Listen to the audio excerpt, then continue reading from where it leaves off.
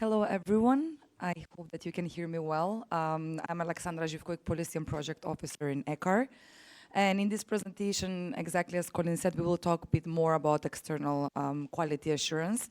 And we will talk also about the database of external quality assurance results that EQAR is maintaining. But before we delve deeper into the particularities of the database and the certified micro-credentials that are stored in the database, I will just make a brief introduction to our organization. But before that, I want to ask, who hasn't heard of EQAR so far in this room? Okay, that's good. Colin, you too. What a surprise.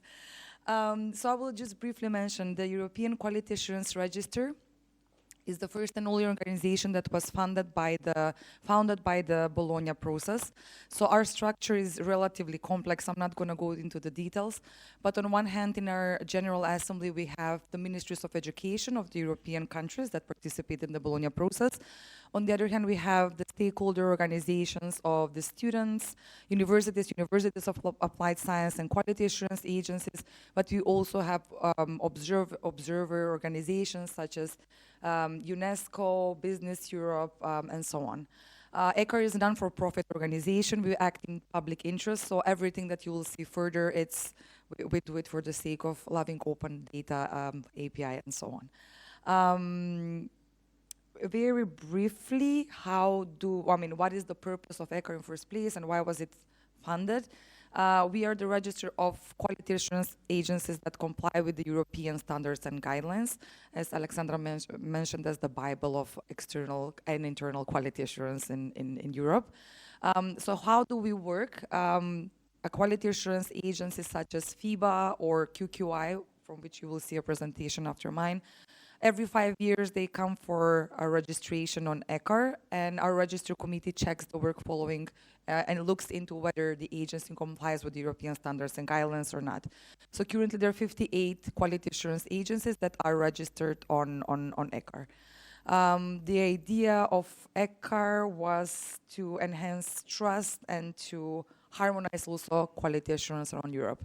I explained already this, so as I said, every 5 years, agencies come, they apply for re-registration, and we look into their work. Okay, in EQAR, we do a lot of cool things, but probably one of the coolest ones is DEQAR, which is the database for quality assurance results. It is a database that was created in 2018. If you scan the QR code, it will take you directly to the website. The URL is deqar.eu. And just like EQAR, DEQAR serves a purpose to enhance trust, among stakeholders in the European higher education area. What does it do? It collects quality assurance reports that come from EQAR registered agencies in one place. I just want to highlight that DEQAR specializes in higher education, so we do not have reports, accreditations, or certifications on VET or any other level that is lower than ISCED level 6, 7, or for countries, or in some countries, ISCED level 5 or QF level 5. As I said, the reports are uploaded only by EQAR registered agencies, so they have an exclusive access to the database on the side of uploading and feeding the database. How big is DEQAR? Relatively big so far. So in March, we had more than 100,000 accreditations and evaluation reports in the database, covering more than 4,300 higher education institutions, mainly based in Europe, but also beyond.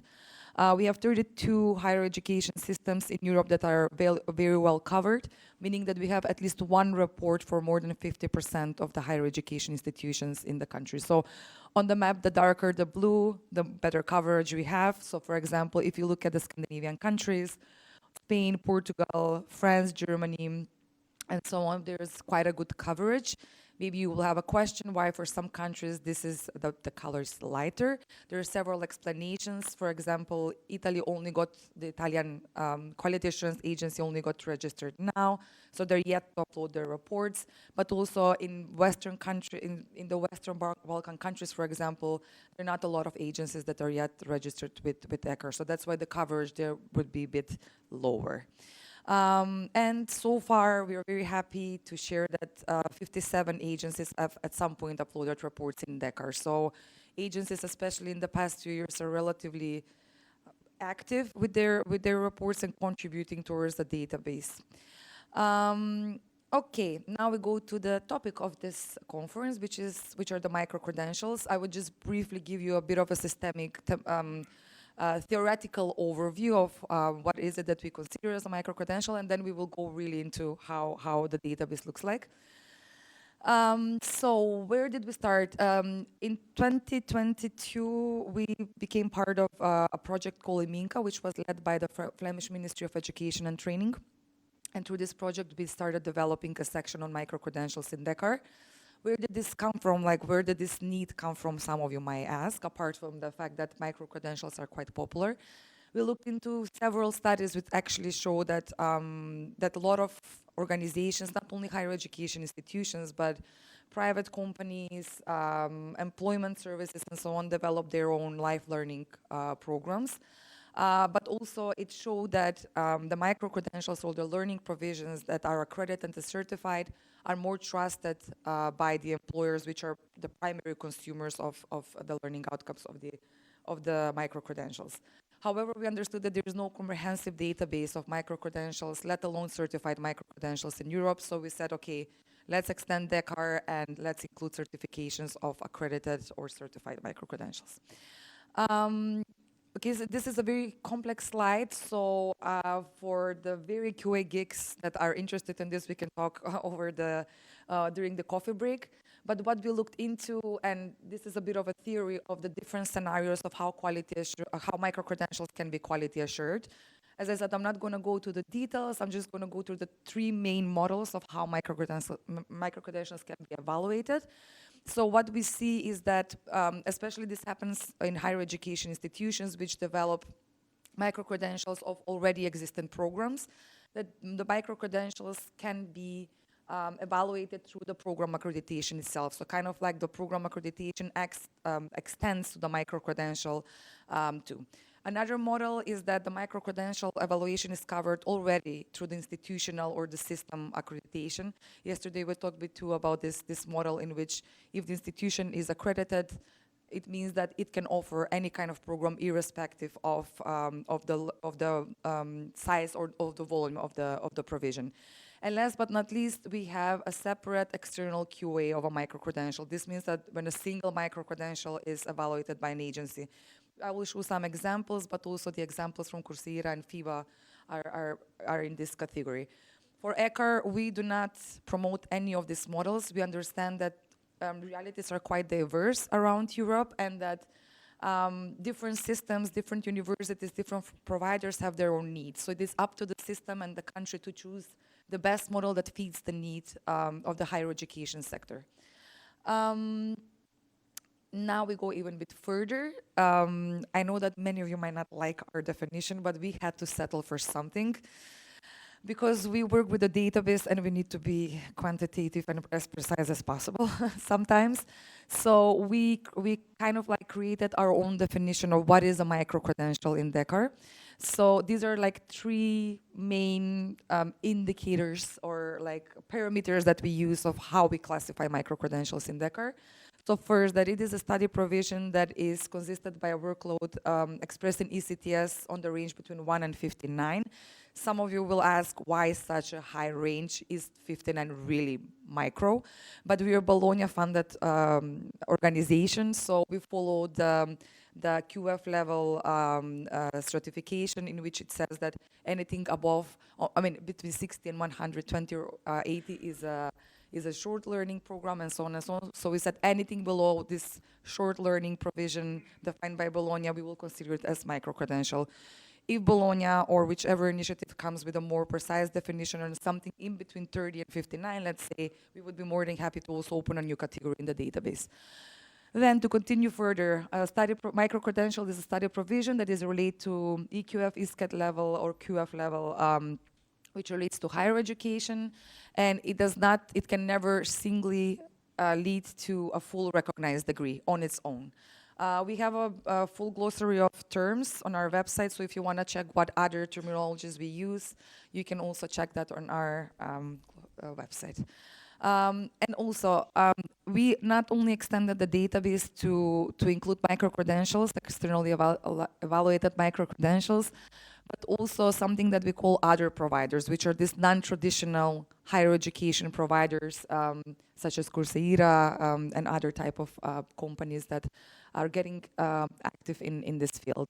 So we would consider another provider an entity without full degree awarding powers, but still it needs to have a formal organizational status recognized by at least one national authority. We made this on purpose because we wanted to also protect the database and ourselves from including illegitimate providers in DEQAR. Okay, now let's see how that looks like in practice. So if you open DEQAR, like this is what you will land on. So there are several filters that we have, but for the purpose of this presentation, first you can search accreditations or certifications depending on the type of organization, so higher education institution or other providers. Then you can also search by the program type. So we have a full recognized degree programs, we have the micro-credentials now, and we have something called other provision. This is a very interesting category which we didn't plan to have, but as we were testing and developing the system, we understood that we have to do something about it. Other provisions are provisions, are learning programs, courses, and so on that bear more than 60 ECTS, but they're not leading to fully recognized degree within any of the HEA countries. Okay, this is how a certification, this is a real case example. A certificate of micro-credential offered by a higher education institution looks like. So this is a certificate by EVALAC, another German agency, which has accredited a short cycle course, micro-credential with 18 ECTS, which at the end has an assessment and leads to a certificate. And here, unfortunately, we do collect information on the learning outcomes, but the agency has not provided this. So, yeah, and we also collect information on the field of study. These two fields are related to ESCO. So we take data from the open API by the European Commission. Okay, then also here you can see information on the certificate, the validity date of the certificate. You can access the report and read the report, what the agency came across. Then you can also, of course, see which agency did it, which methodology was used throughout the process. And also you can download a file that can help the institution to issue a verifiable credential through the EPSI platform. Okay, a lot of arrows. This is another example of certified micro-credential, but by another provider. And this is an example of the collaboration between Coursera and IBM. This is what FIBA was talking about. So FIBA uploaded the report for the certified micro-credential in DEQAR. And here we see the QF level, that is the first cycle, the learning outcomes on a level of the first cycle of the QF.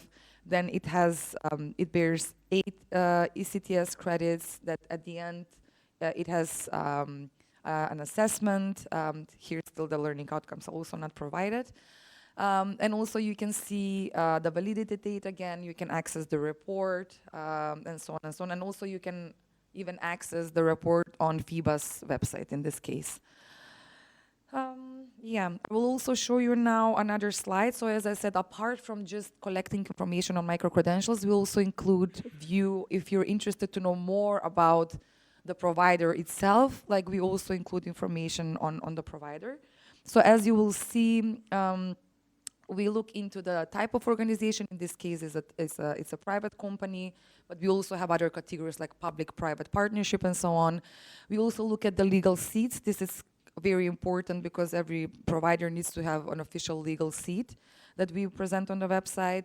The website of the provider, also who provided the information on the provider.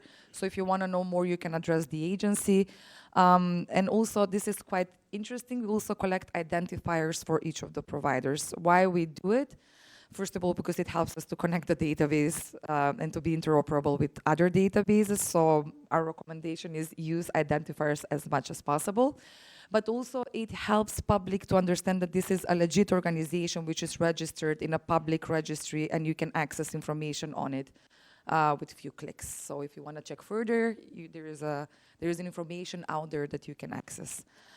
Also, we provide information, all the courses, for example, that in this case Coursera offers. So you would have a view on each of the certificates that the provider has in DEQAR. In this case, Coursera does not have an institutional or organizational certificate, only micro-credential certificates in DEQAR. Okay.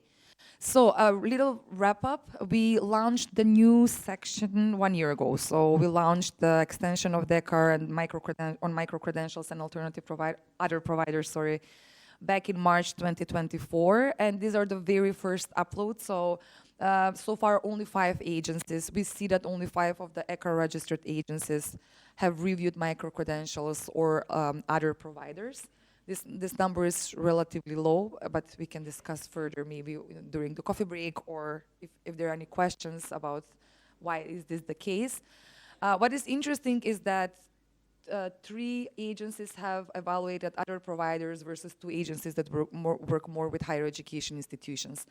Then we have 23 certified micro-credentials in DEQAR, and the numbers are quite similar, but there are more micro-credentials offered by other providers than higher education institutions at a given time. And it is very rare that other providers will opt for a full institutional accreditation. Usually the approach coming from other providers is to accredit single micro-credentials rather than have a full institutional overview of their work, which is a bit in contrast, I think, to higher education institutions, which prefer to cover micro-credentials to the standard institutional accreditation or program accreditation, which makes sense to some extent. These are also some other reflections, and I'm slowly going to wrap up here. What we see is that usually the micro-credentials bear up to 20 ECTS. Of course, there are some that bear more than that, but usually the average is 20 ECTS. As I said, the evaluation or the certification of the micro-credentials is usually covered through either through single micro-credential evaluation or one that evaluates at the same time the programs and the provider. There are a variety of subject areas of the micro-credentials, from software management to there are quite few related to theology. And then usually reviews when are related to micro-credentials end with positive decisions, some with conditions, meaning that the provider or the institution needs to work further on improving some aspects. And as I said, the number of agencies for now, it's quite low. And then very briefly, I'm going to try to steal the spotlight of our colleagues in the next room. DEQAR is interoperable, meaning that we have an open API, and we're very happy to share the data, especially with non-for-profit initiatives. So, for example, we export data in the workflows of several EQAR centers, recognition centers. This is one example of the Polish EQAR, NAWA. So, for example, they use information on accredited institutions, but now also providers and micro-credentials. We also collaborate with the Italian EQAR, and soon the Dutch EQAR NAFIC will also connect to DEQAR to export data. And also we allow that each institution or provider that has a valid accreditation in DEQAR can use a permalink that is available on our website to issue digital credentials in the EDCI initiative. Yes, something went wrong, but if you want to access our open API or download our data and so on, this is the QR code that you need to scan, and you can just access our links, and yeah, you can use the data. Yeah, that's pretty much it. I will wrap up here. I know that my surname is very difficult to pronounce and to spell, so there is a QR code here with my contact details. So if you want to talk after this, collaborate together, have any questions that we're not going to have enough time to cover here, please feel free to reach out, drop an email, connect on LinkedIn, and so on. Thank you.